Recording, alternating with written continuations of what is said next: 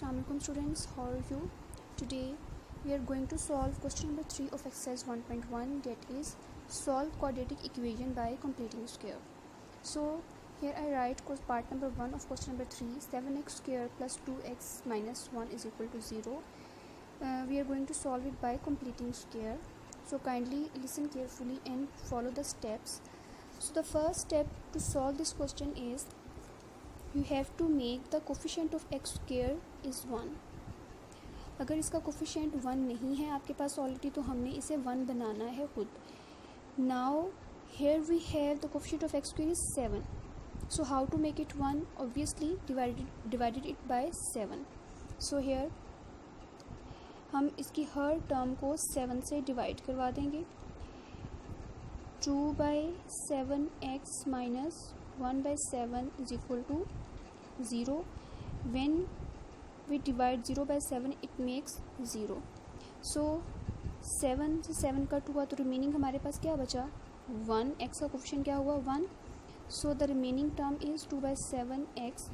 अब next step में आपने ये काम और करना है कि इसका जो कांस्टेंट टर्म है उसको हम शिफ्ट करेंगे to the right hand side.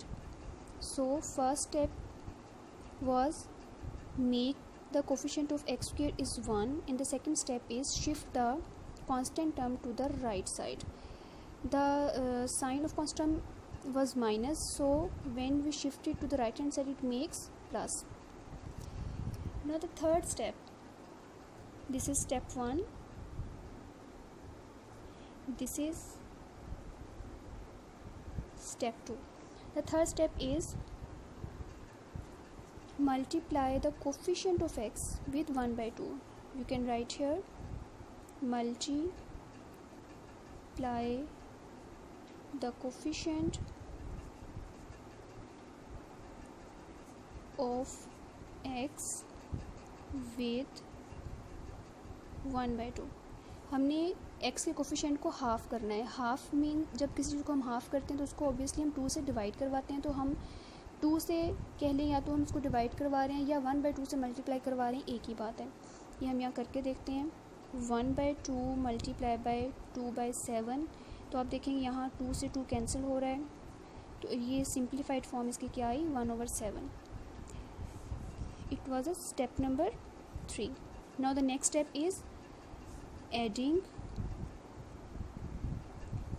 Square of 1 by 7, यानी कि 1 by 7 का आपने स्क्वायर लेना है और ऐड करना है on both sides. Adding square of 1 by 7 on both sides of this. X square plus 2/7 x में भी हम 1 by 7 का स्क्वायर ऐड करेंगे और 1 + 7 में भी हम 1 by 7 का होल का स्क्वायर ऐड करवा देंगे. So now x square plus 2 by 7x adding here 1 by 7 whole का square is equal to, we have already 1 by 7 here, so add 1/7 whole square also here. अब स्क्वायर कंप्लीट करने के लिए आपको square का formula भी आना चाहिए जो आप 6-7 क्लास से पढ़ते आ रहे हैं. a + b whole square is equal to a square plus b square plus 2ab. You know that अगर आपके पास एडिशन का या प्लस का फार्मूला है तो 2ab की टर्म के साथ प्लस आता है. अगर आप यही formula a - b whole square बना दें तो जस्ट क्या चेंज होगा 2ab का साइन, रिमेनिंग 2 टर्म्स सेम रहेंगी. अब इस क्वेश्चन में हमने जो ये 3 टर्म्स बनाई हैं इन 3 टर्म्स को हमने कन्वर्ट करना है a + b होल स्क्वायर की फॉर्म में. आप देखें आपके पास यहाँ पे जो ये 3 टर्म्स हैं ये एक्सपेंडेड फॉर्म है. एक्सपेंडेड फॉर्म की क्लोज्ड फॉर्म ये है. तो यहाँ भी हमारे पास ये 3 टर्म्स एक्सपेंडेड फॉर्म है स्क्वायर के फॉर्मूले की. तो हमने इसको क्लोज्ड फॉर्म में करना है. You can compare the terms. This is the first term x square, it relates to a square. This is the second term 2/7x, it is related to 2ab.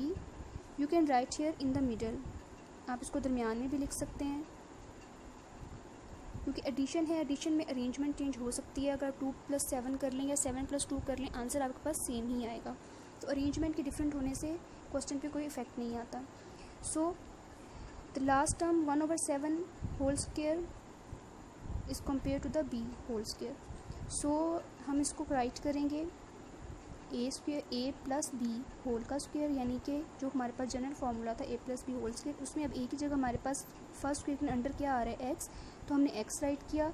और लास्ट जो हमारे पास यहाँ B का square था, square के under जो B term आ रही है यहाँ पे वो हमारे पास क्या है 1/7, तो हम ये होल का स्क्वायर बना देंगे। X relates to A and 1/7 related to B. अगर आप ये मिडल टर्म पूरी करके देखें कि 2ab हमारी पूरी होती है या नहीं होती, तो वो भी पूरी हो जाएगी। आपको मैं यहाँ करके दिखा देती हूँ।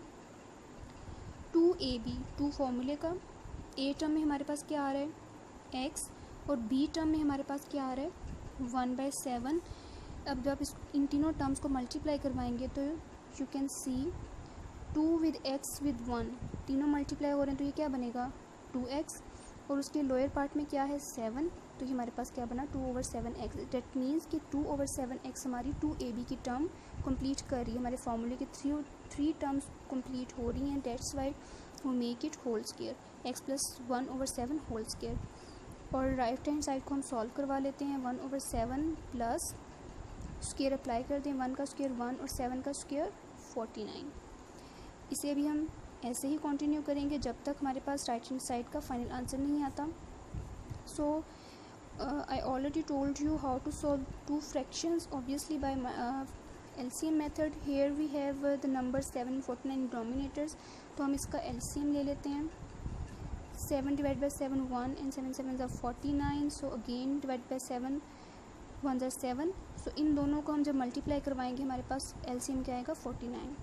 So what is the next step to solve the LCM?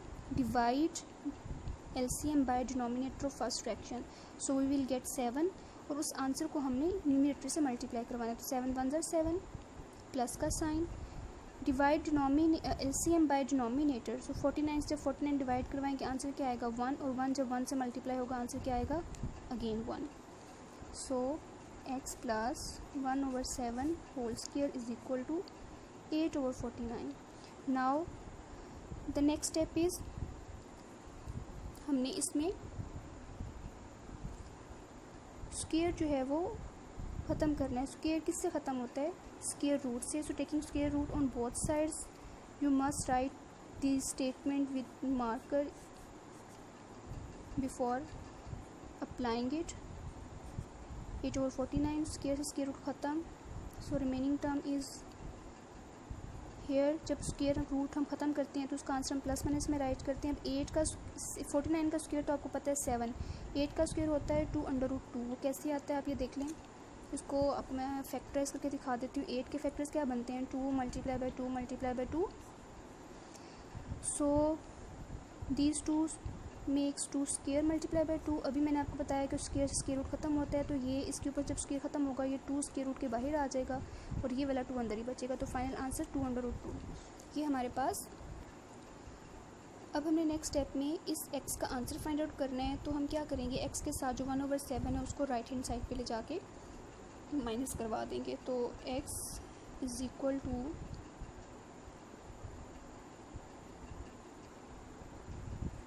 -1/7 plus minus 2√2/7। Now again we are having two fractions and in between we have a plus और minus। इस प्लस माइनस का मतलब ये है कि इसके दो आंसर्स आएंगे, एक आंसर हम प्लस के साथ राइट करेंगे, एक माइनस के साथ राइट करेंगे, लेकिन दो फ्रैक्शंस हैं और इनको हमने अगेन LCM के साथ ही सॉल्व करना है। सो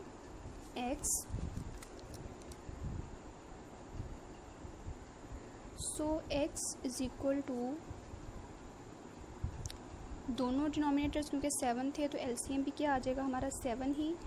तो जब आपके पास डिनोमिनेटर सेम हो और LCM भी वही हमारे पास आ जाए 7 या सेम नंबर आ जाए, तो हमें उसमें ऊपर वाले नंबर्स हम डायरेक्टली भी राइट कर सकते हैं। हमें उसमें वो डिवाइड और मल्टीप्लिकेशन वाला प्रोसेस ना भी करें तो आप इनको डायरेक्टली राइट कर दें। अदरवाइज़ प्रोसेस वही है कि आपने LCM को डिनोमिनेटर से डिवाइड करवाना है, जो आंसर आएगा उसको न्यूमरेटर से मल्टीप्लाई करवाना है। So when you divide the 7 by 7 you get 1 and when you multiply it 1 obviously it gives us 1.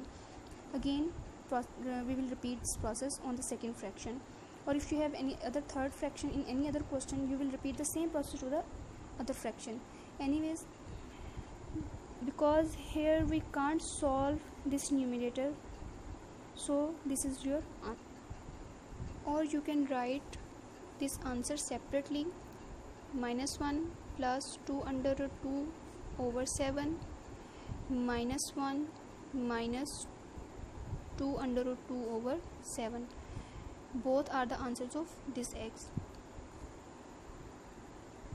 So the solution set is -1 plus minus 2 under root 2 over 7.